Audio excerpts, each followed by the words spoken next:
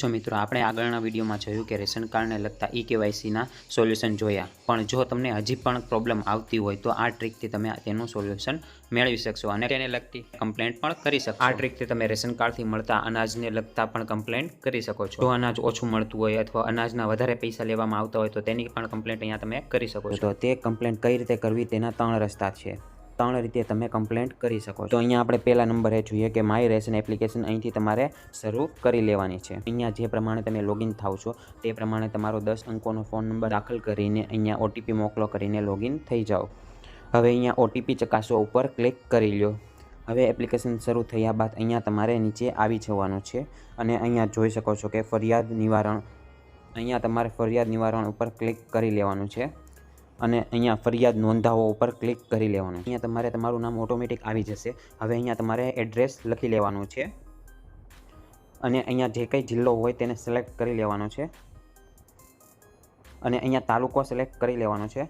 હવે રેશન કાર્ડને લગતા તમને અહીંયા બધા પ્રોબ્લેમ દેખાઈ આવશે. જે કોઈ પણ પ્રોબ્લેમ હોય તેને તમારે અહીંયા સિલેક્ટ કરી લેવાનું છે. અહીંયા તમે જોઈ શકો છો કે લોકડાઉન સમયના 1000 રૂપિયા જમા નથી થયા, અનાજની ગુણવત્તા સારી નથી, વાજબી ભાવની દુકાનનો સંચાલક વધારે પૈસા લે છે, વાજબી ભાવની દુકાનની સેવા સારી નથી, વાજબી ભાવની દુકાનનો સમય નિયમિત નથી. અહીંયા તમને રેશન કાર્ડને લગતા બધા જ પ્રોબ્લેમ દેખાઈ આવશે. અહીંયા જે કાંઈ પ્રોબ્લેમ હોય તેને તમને સિલેક્ટ કરી લેવાનો છે.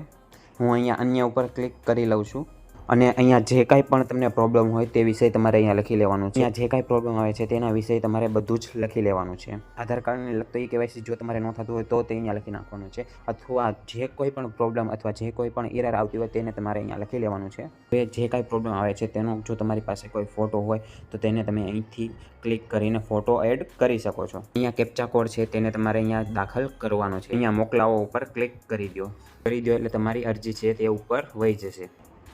હવે અહીંયા તમે હેલ્પલાઇન નંબર ઉપર ક્લિક કરીને અહીંયા તમને ડિજિટલ ગુજરાત હેલ્પલાઇન નંબર અને બીજો one national one ration card helpline number, અહીંયા તમને 2 નંબર મળી જશે. અહીંયા તમે 2માંથી કોઈ પણ નંબર ઉપર ફોન કરીને તમારી કમ્પ્લેન્ટ નોંધાવી શકો છો. હવે બીજી રીતમાં તમારે અહીંથી ક્રોમ ઓપન કરી લેવાનું છે અને અહીંયા લખવાનું છે IPDS. અહીંયા સર્ચ કરી લેવાનું છે. અહીંયા જે તમને પહેલી જ તે વેબસાઇટ આવી જાય તેના ઉપર વયું જવાનું છે. અહીંયા તમે જોઈ શકો છો કે પબ્લિક ડિસ્ટ્રીબ્યુશન સિસ્ટમ તમારે અહીંયા આવી જવાનું છે. ઓનલાઈન ફરિયાદ ઉપર ક્લિક કરી લેવાનું છે. હવે અહીંયા તમારે તમારો 10 આંકડાનો નંબર દાખલ કરી દેવાનો છે અને અહીંયા આગળ વધો ઉપર ક્લિક કરી દેવાનું છે.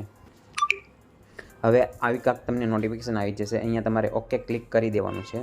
હવે જે તમે 10 આંકડાનો નંબર દાખલ કર્યો છે તેની ઉપર ઓટીપી આવશે, તેને તમારે અહીંયા દાખલ કરવાનો છે. અહીંયા તમારે ધ્યાન રાખવાનું છે કે તમારો ઓટીપી કાંઈક આવો આવશે, 1-2 આંકડા આવશે અને 1-2 અક્ષર આવશે. અહીંયા તમારે સબમિટ ઉપર ક્લિક કરી દેવાનું છે. હવે અહીંયા તમારે રેશન કાર્ડમાં જે પ્રમાણે તમારું નામ લખ્યું હશે તે જ પ્રમાણે તમારે અહીંયા નામ દાખલ કરી દેવાનું રહેશે. અહીંયા તમારે સરનામું દાખલ કરી દેવાનું રહેશે. અહીંયા તમારે જિલ્લો દાખલ કરી દેવાનો રહેશે. અહીંયા તમારે તાલુકો દાખલ કરી દેવાનો રહેશે. અહીંયા તમારે જે પણ ગામ અથવા શહેર હોય તે લખી લેવાનું રહેશે. અહીંયા તમને તમારો 10 આંકડાનો નંબર દેખાઈ આવશે અને અહીંયા તમારે ઈમેલ આઈડી જો નાખવું હોય તો તમે અહીંયા નાખી શકો છો. અહીંયા તમારે ફરિયાદની શ્રેણી લખી લેવાની છે અને અહીંયા તમારે ફરિયાદને વિષય લખી લેવાનું છે અને અહીંયા તમારે ફરિયાદ વિશે ડિટેલમાં લખવાનું છે. જે કાંઈ ફરિયાદ અથવા જે કાંઈ એરર તમને આવતી હોય તેનો ફોટો હોય તો તે તમે અહીંથી જોડી શકો છો અને અહીંયા જે તમને કેપ્ચા કોડ દેખાય છે તેને તમારે અહીંયા દાખલ કરી દેવાનો છે અને અહીંયા સબમિટ ઉપર ક્લિક કરી દેવાનું રહેશે. હવે જેવું તમે સબમિટ ઉપર ક્લિક કરશો એટલે તમને આવો ફરિયાદ નંબર મળી જશે. આને તમારે સાચવીને રાખવાનો છે અને તમારી ફરિયાદ છે તે ઉપર વહી જશે. હવે માય રેશન એપ્લિકેશનમાં અથવા બીજા કોઈ પણ તમને આધાર કાર્ડને લગતી જો કોઈ પણ એરર આવતી હોય તો તમારે અહીંયા ડાયલ પેડમાં વયું જવાનું છે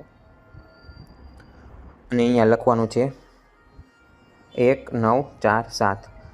અહીંયા તમે જે નંબર જોઈ શકો છો તે આધાર કાર્ડનો હેલ્પલાઇન નંબર છે, એટલે કે UIDનો હેલ્પલાઇન નંબર છે. અહીંયા તમે ફોન કરીને આધાર કાર્ડને લગતી જો કોઈ એરર આવતી હોય તો તમે અહીંયા કમ્પ્લેન્ટ નોંધાવી શકો છો. જો આ ચેનલ ઉપર નવા હોય તો અહીંથી સબસ્ક્રાઇબ કરી લેજો અને અહીંથી વિડીયોને લાઇક કરી દેજો અને અહીંયા બેલ આઇકન ઉપર ક્લિક કરી અને ઓલ ઉપર ક્લિક કરી દેજો, જેથી મારા નવા વિડીયોની તમને નોટિફિકેશન મળી રહે.